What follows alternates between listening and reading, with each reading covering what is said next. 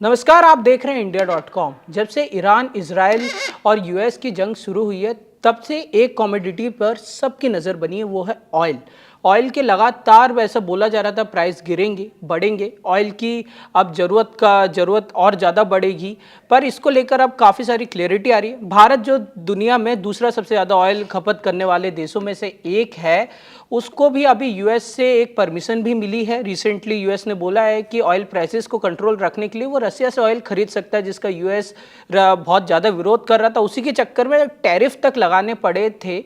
ये सारी चीज़ें अभी लगातार चली रही थी। अब हम बात इसी बारे में करने वाले हैं कि ईरान से अब ऑयल ईरान ने जो स्ट्रेट ऑफ हार्मोज में जो सब हो रहा है, जहाँ से 1/4 ऑफ ऑयल जाता है, कार्गोस जाती है, उसका स्टॉक मार्केट पे क्या असर हो रहा है, ऑयल प्राइजेस में क्या असर हो रहा है। हमारे साथ है जियोपॉलिटिकल एनालिस्ट, हमारे एक्सपर्ट त्रिवेदेश सिंह मैनी सर। वो हमें बताएंगे कंप्लीट डिटेल कि कैसे ये स्टॉक मार्केट, ऑयल प्राइसेस और ये सब इस जंग की चपेट में आ गई हैं। आगे क्या होने वाला है, कैसे होगा, इन सब के बारे में हम जानेंगे सर। देखिए, सबसे पहली बात तो जैसे जो ग्लोबलाइजेशन करके सारी दुनिया जो है, मतलब हर एक देश है, हम सोचते हैं कि अगर कुछ, कई लोगों की सोच थी अगर मिडल ईस्ट में कुछ होगा उसका एकदम असर नहीं पड़ेगा भारत पर। अब जब हम बात करते हैं खाड़ी देशों की, सबसे पहले तो फिर से मतलब मैं ये कहना चाहूँ कि एक तो जो जो उड़ानें भी रुकी हैं, कई जो लोग नहीं आ पा रहे, आना जाना जो जो कठिनाइयाँ हो रही हैं, उसका भी आर्थिक असर पड़ता है, पड़ रहा है। एविएशन स्टॉक्स में खास तौर पे पड़ रहा है। अब आप देख लीजिए कि जब जो इस हफ्ते, मेरे ख्याल अगर हम पूरा हफ्ता लें जी, तो एक साल में सबसे ज़्यादा गिरावट हुई है एक हफ्ते में। एक साल के बाद सबसे ज़्यादा गिरावट इस हफ्ते में हुई है। ये बड़ी बात अच्छा, है। स्टॉक्स जो इम्पैक्ट हुए हैं, अब सेक्टर बाय सेक्टर जाना, नेचुरली ऑयल स्टॉक्स इम्पैक्ट हुए हैं।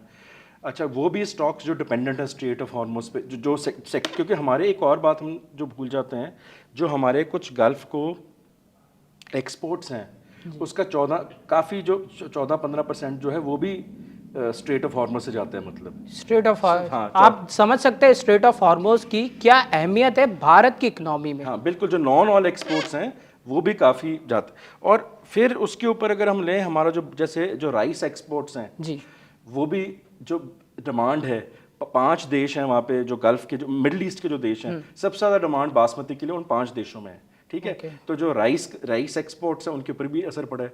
तो सबसे अगर हम स्टॉक पूरा हम जायज़ा लें अगर स्टॉक मार्केट का, जैसे मैंने कहा, एक तो ऑयल स्टॉक्स, दूसरा नेचुरल कनेक्टिविटी पर डिपेंडेंट सारी सेक्टर जो है, और तीसरा ऐसी भी कंपनीज जिनके ऑपरेशंस गल्फ में हैं, जैसे दुबई में मान लो कुछ कंपनीज हैं जिनका दुबई में ऑपरेशन ज़्यादा है, यूएई में ज़्यादा है, या मिडल ईस्ट में, उनके ऊपर भी असर पड़ा है।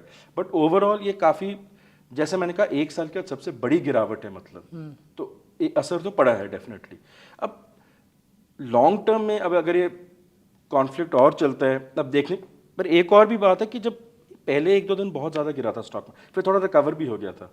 अभी शायद कई लोग ये सोच रहे हैं कि क्या पता जो सेलिंग आउट हुई है वो प्रॉफिट मेकिंग के लिए भी हुई थी या जो भी है, पर वो रीज़न नहीं है मेरे ख्याल। लोगों में भी जैसे मैंने कहा ना कि अनसर्टेनिटी का माहौल है। अब दूसरा आपका प्रश्न है ऑयल के बारे में। जी, ऑयल के बारे में, क्योंकि भारत में ऑयल को लेकर हमेशा से एक चीज़ रहती है, सरकार की पूरी कोशिश रहती है कि ऑयल के दाम ना बढ़े और आम आदमी पे असर पड़ता है हाँ जी, उसका। हाँ जी।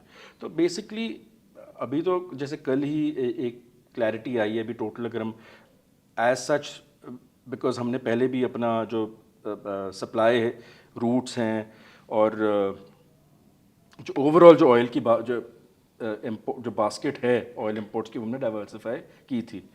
तो अभी मतलब रिजर्व्स तो हैं, मतलब 50 दिन के रिजर्व जैसे कल कहा गया था, ठीक है।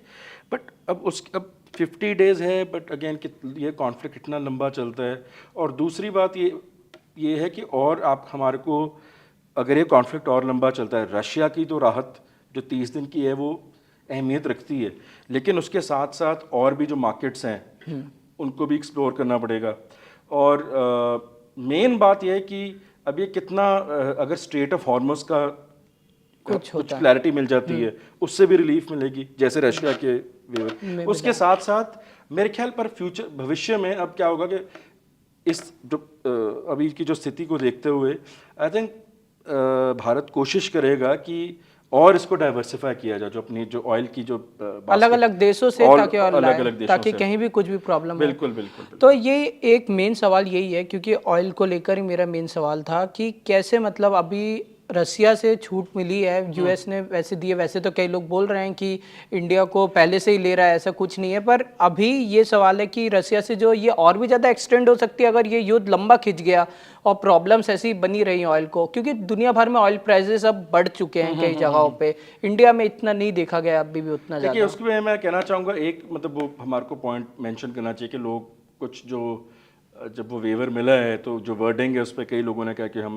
जो जब बात होती है सॉवरेनिटी की, तो उसकी काफ़ी क्रिटिसिज्म हुई है। बट मेरे अब क्या होता है कि जब एक चेंजिंग वर्ल्ड ऑर्डर है, बहुत अनप्रिडिक्टेबल है, सो नेट नेट जो वेवर मिला है ये इस वक्त इंडिया को राहत देगा। और ये हम कई बार समझते नहीं है होता क्या है कि जो जब डिबेट्स होती हैं हम जैसे वर्ड्स लाइक स्ट्रेटेजिक ऑटोनॉमी, ये इंपॉर्टेंट है, पर जब आप डील कर रहे हो ट्रम्प जैसे दुनिया और बदलती हुई दुनिया जिसमें ट्रम्प जैसा यूएस प्रेसिडेंट है, तो सिचुएशन बड़ी नाजुक होती है।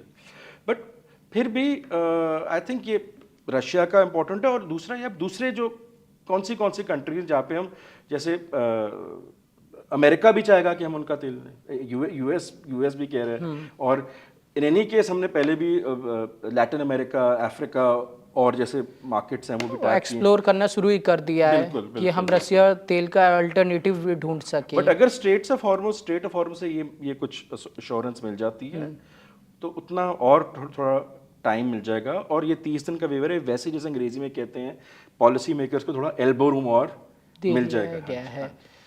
तो ये बात थी ऑयल की, स्टॉक्स की। अभी तो हम कुछ कह नहीं सकते, ईरान में अभी युद्ध लगातार चल रहा है, आगे ये कितना खिंचेगा इस पे भी कोई जानकारी नहीं है, ना कि स्ट्रेट ऑफ हार्मोज की हमें कोई ऐसी पुख्ता क्लियरिटी मिली हुई है, इसलिए स्टॉक मार्केट, ऑयल प्राइसेस लगातार फ्लक्चुएट कर रहे हैं।